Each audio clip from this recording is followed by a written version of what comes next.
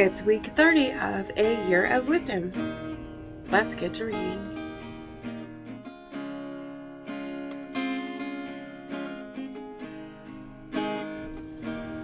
Day 209. Job 38. Then the Lord answered Job out of the whirlwind. Who is this that darkens counsel with words without knowledge? Get ready for a difficult task like a man. I will question you and you will inform me. Where were you when I laid the foundation of the earth? Tell me if you possess understanding. Who set its measurements, if you know, or who stretched a measuring line across it? On what were its bases set, or who laid its cornerstone? When the morning stars sang in chorus and all the sons of God shouted for joy. Who shut up the sea with doors when it burst forth coming out of the womb, when I made the storm clouds its garment, and thick darkness its swaddling band, when I prescribed its limits and set in place its bolts and doors, when I said, to here you may come and no farther. Here your proud waves will be confined. Have you ever in your life commanded the morning, or made the dawn know its place, that it may seize the corners of the earth, and shake the wicked out of it? The earth takes shape like clay under a seal. Its features are dyed like a garment. Then from the wicked the light is withheld, and the arm raised in violence is broken. Have you gone to the springs that fill the sea, or walked about in the recesses of the deep? Have the gates of death been revealed to you? Have you seen the gates of deepest darkness? Have you considered the vast expanses of the earth? Tell me if you know it all. In what direction does the light reside, and darkness where is its place, that you may take them to their borders and perceive the pathways to their homes? You know, for you were born before them, and the number of your days is great. Have you entered the storehouse of snow, or seen the armory of hail, which I reserve for the time of trouble, for the day of war and battle? In what direction is lightning dispersed, or the east wind scattered over the earth? Who carves out a channel for the heavy rains, and a path for the rumble of thunder, to cause it to rain on an uninhabited land, a desert where there are no human beings, to satisfy a devastated and desolate land, and to cause it to sprout with vegetation? Does the rain have a father, or who has fathered the drops of dew? From whose womb does the ice emerge, and frost from the sky, who gives birth to it? When the waters become hard like stone, when the surface of the deep is frozen solid? Can you tie the bands of the Pleiades, or release the cords of Orion? Can you lead out the constellations in their seasons, or guide the bear with its cubs? Do you know the laws of the heavens, or can you set up their rule over the earth? Can you raise your voice to the clouds so that a flood of water covers you? Can you send out lightning bolts and they go? Will they say to you, here we are? Who has put wisdom in the heart, or has imparted understanding to the mind? Who by wisdom can count the clouds, and who can tip over the water jars of heaven, when the dust hardens into a mass, and the clumps of earth stick together? Do you hunt prey for the lioness, and satisfy the appetite of the lions, when they crouch in their dens, when they wait in ambush in the thicket?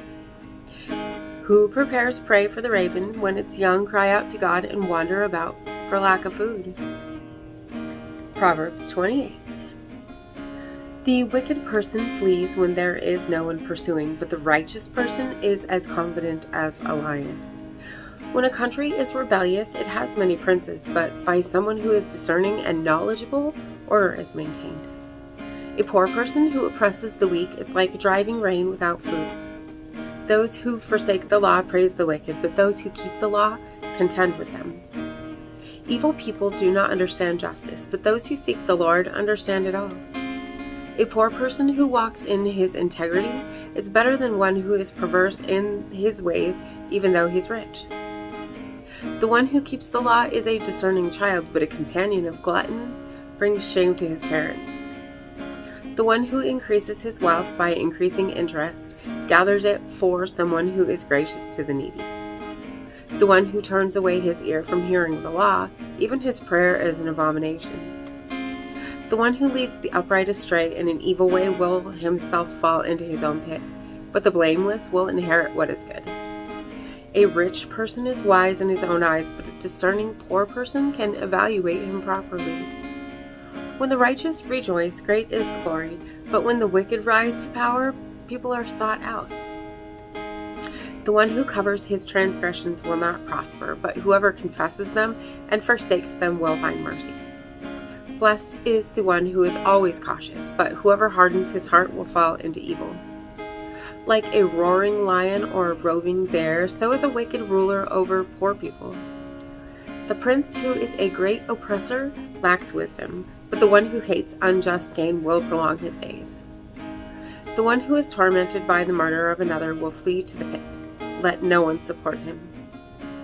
The one who walks blamelessly will be delivered, but whoever is perverse in his ways will fall at once. The one who works his land will be satisfied with food, but whoever chases daydreams will have his fill of poverty. A faithful person will have an abundance of blessings, but the one who hastens to gain riches will not go unpunished. To show partiality is terrible, for a person will transgress over the smallest piece of bread. The stingy person hastens after riches and does not know that poverty will overtake him. The one who reproves another will in the end find more favor than the one who flatters with the tongue. The one who robs his father and mother and says, "There's no transgression," is a companion to the one who destroys. The greedy person stirs up dissension, but the one who trusts in the Lord will prosper. The one who trusts in his own heart is a fool, but the one who walks in wisdom will escape. The one who gives to the poor will not lack, but whoever shuts his eyes to them will receive many curses. When the wicked gain control, people hide themselves, but when they perish, the righteous increase. And as always, thank you so much for being here today. If you haven't already, hit that subscribe right there and click the bell so you can get notifications and know that we have a new video up. And if you wouldn't mind, hit that like button for me. And I will see you tomorrow. Maranatha. I'm standing at the crossroads. I'm lost without a clue. I need a big pink neon sign to show me what to do. I thank you, Lord. It glorifies you when you're the only answer. I praise you, Lord, for holding what's too much for me. And I'm amazed by you, Lord, because nothing's too big and nothing's too small to lay at your feet.